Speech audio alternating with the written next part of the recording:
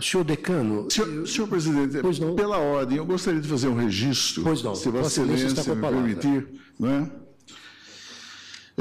Os meios de comunicação revelaram ontem que conhecida figura política de nosso país, em diálogo telefônico com terceira pessoa, ofendeu gravemente a dignidade institucional do Poder Judiciário, imputando a este tribunal a grosseira e injusta qualificação de ser, abro aspas, uma Suprema Corte totalmente acovardada, fecha aspas. Esse insulto ao Poder Judiciário, além de absolutamente inaceitável e passível da mais veemente repulsa por parte desta Corte Suprema, traduz, no presente contexto da profunda crise moral que envolve os altos escalões da República, uma reação torpe e indigna, típica de mentes autocráticas e arrogantes, que não conseguem esconder, até mesmo em razão do primarismo de seu gesto leviano e irresponsável, o temor pela prevalência do império da lei e o receio pela atuação firme, justa, impessoal e isenta de juízes livres e independentes, que tanto honram a magistratura brasileira e que não hesitarão,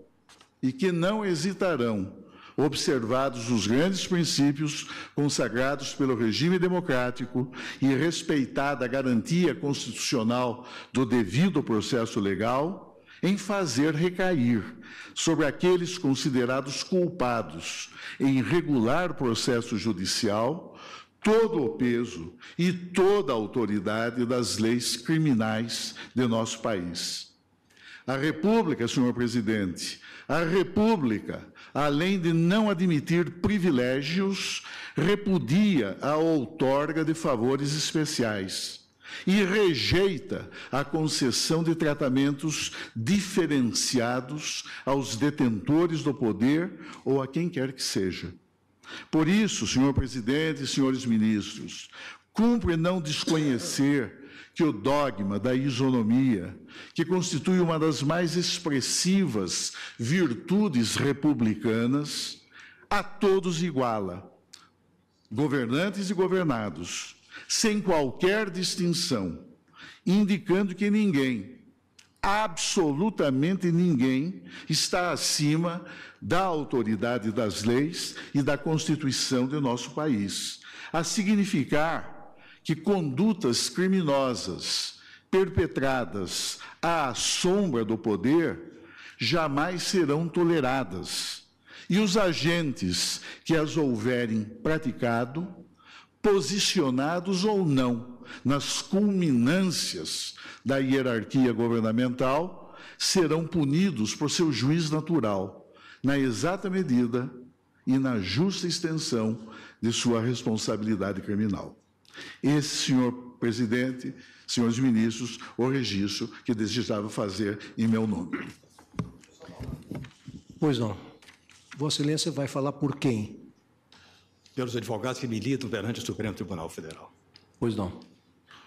Senhor presidente, senhoras ministras, senhores ministros, senhora procuradora-geral, os advogados que militam nesta egrégia corte desejam fazer suas as palavras que acabam de ser pronunciadas pelo ex-ministro Celso de Mello. Nesta longa história percorrida e testemunhada pessoalmente por mim mesmo, eu posso dizer, alto e bom som, ao Tribunal e ao Brasil, esta foi a instituição que menos faltou ao nosso país. Muito obrigado. Pois não.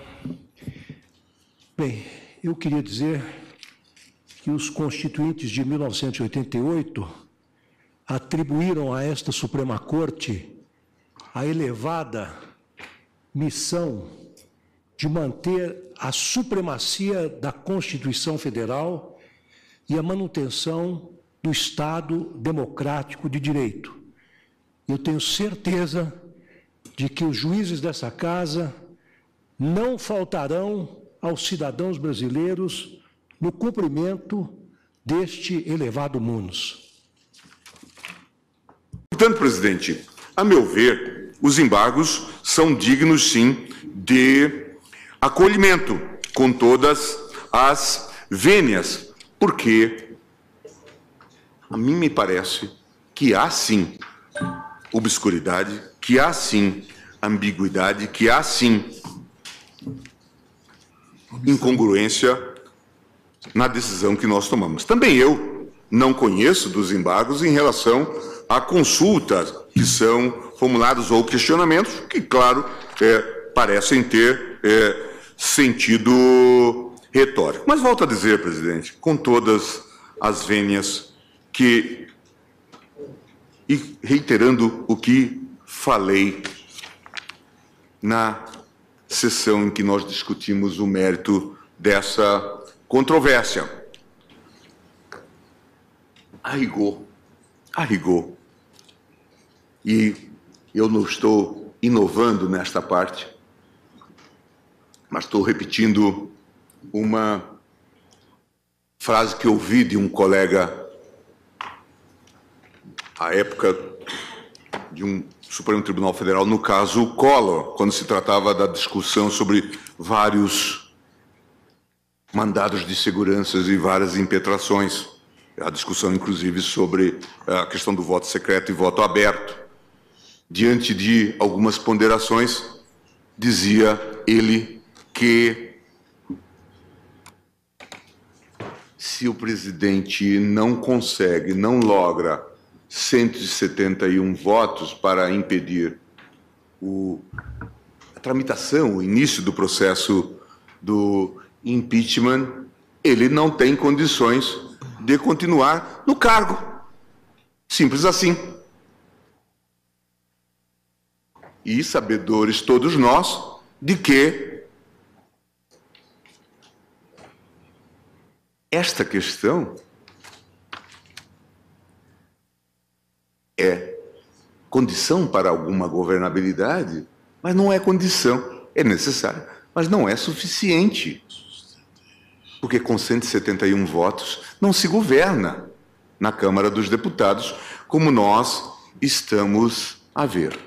Julgamos esse caso em 17 de dezembro e, como eu disse no início, a situação só se agravou. O balão de oxigênio que a Corte deu à presidente, naquele momento, parece que não foi efetivo, não se conseguiu repactuação, e agora estamos diante desse quadro mais caricato, talvez um dos mais caricatos, que a nacionalidade já tenha enfrentado. Como último lance, talvez, a última rácio,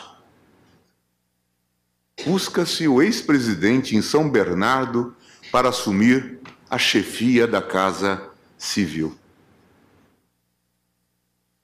a pretexto de dar sobrevida ao governo e de lhe dar algum conforto no foro privilegiado, causando-nos um grande desconforto, causando esta corte. É quase que uma acusação de que esta corte será complacente, compreensiva com os malfeitos. Ainda ontem, os jornais noticiavam amplamente, os fatos relacionados à denúncia, à chamada delação ou contribuição, colaboração premiada do senador Delcídio. E lá o senador não deixa dúvida, e aqui talvez uma ironia, no contexto geral, de que o presidente seria o autor intelectual do mensalão. A pergunta que reverberou aqui em 2007, quando da aceitação da denúncia, o ministro Eros Grau, com a sua verbosidade, disse claramente, mas não está faltando alguém na denúncia? Agora vem o senador e diz, sim, estava faltando. O autor intelectual de todo esse processo era o presidente Lula. Talvez agora a Procuradoria, via ministro Rodrigo e a ministra e a procuradora Ela Vieco venham comatar essa lacuna, talvez perante o próprio Supremo Tribunal Federal, resolvendo esse dilema do mensalão. Mas também se coloca aqui a questão de quem estruturou todo esse sistema, que fez o mensalão algo modestíssimo. Eu já disse em outra oportunidade aqui, que se tivéssemos consciência do Petrolão, certamente declinaríamos da competência para julgar o mensalão, porque ele teria que ser julgado em pequenas causas. Agora, o senador Delcídio diz: o autor intelectual de toda esta operação é o presidente da República, que vai agora ser o chefe do governo. Uma condição de uma bizarrice que nos enche de vergonha.